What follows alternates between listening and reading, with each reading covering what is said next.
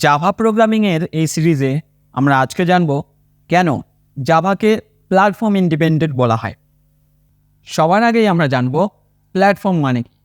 Platform মানে হলো any system যেখানে আমরা আমাদের জাভা কোডকে রান করাতে পারি, তাকেই বলবো আমরা প্ল্যাটফর্ম। এবার প্ল্যাটফর্ম ইন্ডিপেন্ডেন্ট মানে কি? তুমি যদি সি কিংবা C++ প্রোগ্রাম করে থাকো তাহলে তুমি জানবে যখন আমরা একটা সি কিংবা C++-এর প্রোগ্রামকে কম্পাইল করি তখন একটি .exe ফাইল তৈরি হয় এবং এই .exe ফাইলকে আমরা সেই অপারেটিং সিস্টেমেই রান করাতে পারি যে অপারেটিং সিস্টেমে আমরা এই সি কিংবা C++ প্রোগ্রামটাকে লিখেছি এবং কম্পাইল করেছি। ঠিক আছে, ধরে নাও আমি যদি উইন্ডোজে সি কিংবা C++-এর প্রোগ্রামটাকে লিখে এটাকে কম্পাইল করলাম। কম্পাইল করার পরে একটি .exe ফাইল তৈরি হলো এবং এই .exe ফাইলকে শুধুমাত্রই আমি উইন্ডোজের অপারেটিং সিস্টেমে রান করাতে পারি, তাছাড়া আর অন্য কোনো অপারেটিং সিস্টেমে এই .exe ফাইলকে আমরা রান করতে পারি না। এই কারণেই সি এবং C++কে প্ল্যাটফর্ম ডিপেন্ডেন্ট প্রোগ্রামিং ল্যাঙ্গুয়েজ বলা হয়। ঠিক আছে, তো এটা তো গেল সি এবং C++-এর ক্ষেত্রে। এবার জাভাকে প্ল্যাটফর্ম ইন্ডিপেন্ডেন্ট কেন বলা হয়? ধরো তুমি একটা জাভা কোড লিখলে, ঠিক আছে, এটা হতে পারে তুমি উইন্ডোজে লিখলে কিংবা লিনাক্স অপারেটিং সিস্টেমে লিখলে কিংবা ম্যাক অপারেটিং সিস্টেমে তুমি একটা জাভা কোড লিখলে। এবার এই জাভা কোডটাকে তুমি যখন কম্পাইল করবে তখন দেখবে একটি ক্লাস ফাইল তৈরি হয় যাকে আবার বাইট কোডও বলা হয়। ঠিক আছে, এবং এই ক্লাস ফাইল কিংবা বাইট কোডকে আমরা যে কোনো অপারেটিং সিস্টেমেই রান করাতে পারি।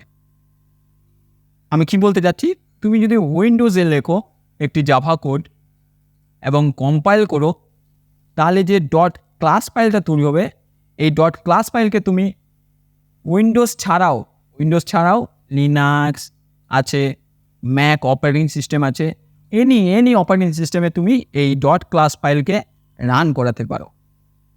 কিন্তু এর জন্য এই অপারেটিং সিস্টেমে অবশ্যই JVM থাকতে হবে, আর এই কারণেই জাভাকে প্ল্যাটফর্ম ইন্ডিপেন্ডেন্ট বলা হয়। এবার এই পুরো ব্যাপারটাকে আমরা একটু ভালোভাবে দেখব। ঠিক আছে, তাহলে আমরা জানি যে সি কিংবা C++-এর ক্ষেত্রে কোনো কোড করতে হলে আমাদের সিস্টেমে অবশ্যই min.gw ইনস্টল থাকতে হবে, তাহলেই আমরা সি কিংবা C++-এর ক্ষেত্রে প্রোগ্রাম করতে পারি।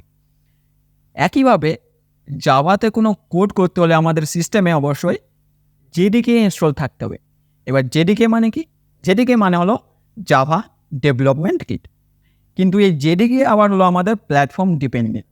এর মানে হলো উইন্ডোজের ক্ষেত্রে আমাদের আলাদা JDK ইনস্টল করতে হয়, লিনাক্স অপারেটিং সিস্টেমের ক্ষেত্রে আমাদের আলাদা JDK ইনস্টল করতে হয় এবং ম্যাক অপারেটিং সিস্টেমের ক্ষেত্রেও আমাদের আলাদা JDK ইনস্টল করতে হয়। তাহলে আর কি JDK হলো আমাদের প্ল্যাটফর্ম ডিপেন্ডেন্ট। এবার তাহলে যেহেতু JDK তো প্ল্যাটফর্ম ডিপেন্ডেন্ট, তো ইন্ডিপেন্ডেন্ট ব্যাপারটা আসলো কোথা থেকে? আমি কি বললাম যে JDK হলো প্ল্যাটফর্ম ডিপেন্ডেন্ট, তাহলে কি উইন্ডোজের নিজস্ব ডিপেন্ডেন্ট একটা কম্পাইলার থাকবে? সিমিলারলি লিনাক্সেরও একটি লিনাক্স ডিপেন্ডেন্ট কম্পাইলার থাকবে। একইভাবে ম্যাক অপারেটিং সিস্টেম ডিপেন্ডেন্ট একটি কম্পাইলার থাকবে। তাহলে একইভাবে উইন্ডোজের একটা JVM থাকবে, উইন্ডোজ ডিপেন্ডেন্ট, লিনাক্সেরও একটা লিনাক্স ডিপেন্ডেন্ট JVM থাকবে এবং ম্যাক অপারেটিং সিস্টেমেরও একটা Mac operating system dependent JVM থাকবে। JVM মানে আমরা জানলাম জাভা ভার্চুয়াল মেশিন, আমরা জেনেছি এটা। তাহলে এবার ইন্ডিপেন্ডেন্ট কেন হলো? ইন্ডিপেন্ডেন্ট এই কারণে হলো, আমরা জেনেছি যে এই যে উইন্ডোজের কম্পাইলার আছে, লিনাক্সের যে কম্পাইলার থাকবে, ম্যাক ওএসের যে কম্পাইলার থাকবে, এই সবগুলো কম্পাইলের কাজ হলো একটাই, যে জাভা কোডটাকে আমরা লিখব সেই জাভা কোডকে ক্লাস ফাইল কিংবা বাইট কোডে চেঞ্জ করা। এই কম্পাইলারগুলোর কাজ হলো এটাই।